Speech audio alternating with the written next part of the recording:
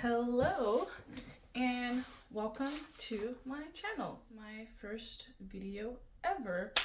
So thank you for being here. A bit about me. My name is Mala and I'm a current grad student.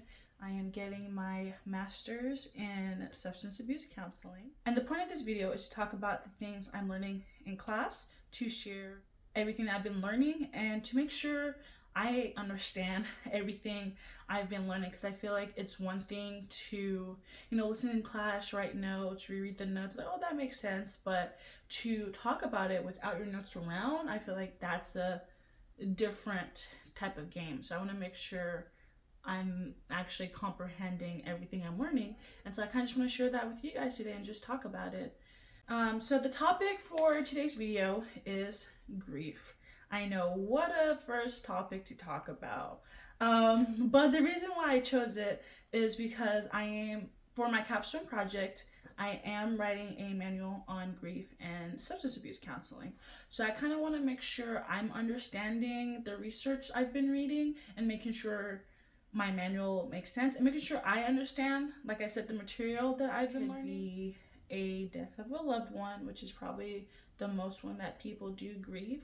So, your mom, dad, brother, sister, a friend, your best friend. It can also be your pet, cat, dog, fish.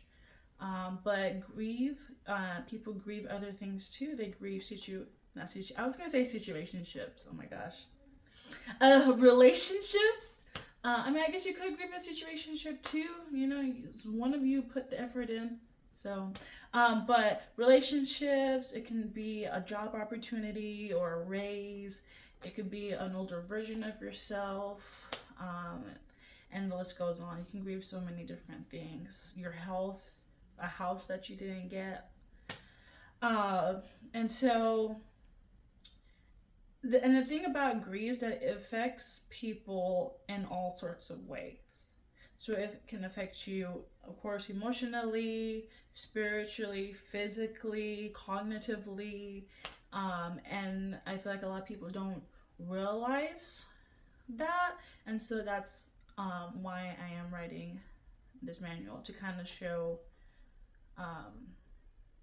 what's the word? Awareness around it. There you go. All right, so there are, I would say, 3 different types of grief that I've learned so far, at least. There's probably all kinds, but you have just the regular grief. And the thing about grief too, I forgot to mention, is that it's not linear or predictable. One day you can be feeling really sad, and then the next day you're super angry, and the day after you're okay. And so that process looks different for everyone. And this manual kind of it doesn't talk about each stage specifically, because I also found out there's also different models of grief. So there's, the 5 stages, that's probably the most common. There's the continuing bonds. There's just a whole bunch of different kinds of grief. And I might actually make a video about that, because I do want to understand each kind and how they either correlate with each other or with the person or with the different treatment plans. I think that's super interesting. But anyways, before I just do a whole side tangent on that, so the first grief is just the normal grief, right? That's typically what we experience, go through those emotions. How do we cope with the loss? And the thing about grief, you don't really get over it. You kind of just learn to live with it, because that loss cannot come back, right? Once it's gone, it's gone. And so you can't really go back to that reality of when it was here, right? And so what we learn is that, okay, how do I move on with my life with that loss still being there? And so that's kind of what that process looks like for most people. The other grief I wanted to talk about is complicated grief. And complicated grief is just that prolonged grief that isn't getting better or isn't going away. So maybe you lost your mom 3 years ago, but it feels like you lost her yesterday, and is impacting your day-to-day activities. Maybe you're late to work almost every day. It's hard for you to get out of bed. You haven't been eating, or you've been eating too much. If you're in school, maybe your grades are dropping. So it's just that prolonged grief that isn't getting better.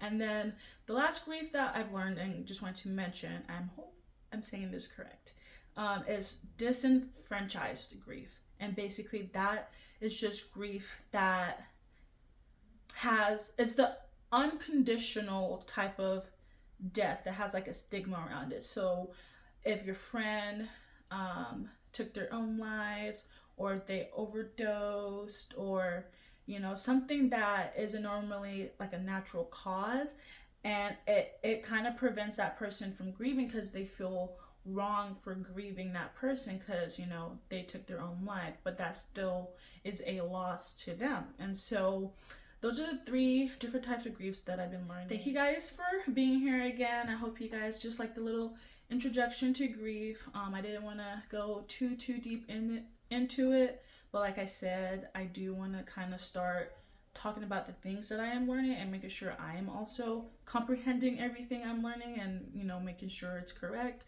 And so thank you guys for listening. If you learned something new, that's awesome, but if you already knew all of this, that's also awesome. And I'll see you guys next time for either grief part 2 or something else that I learned in class. Bye.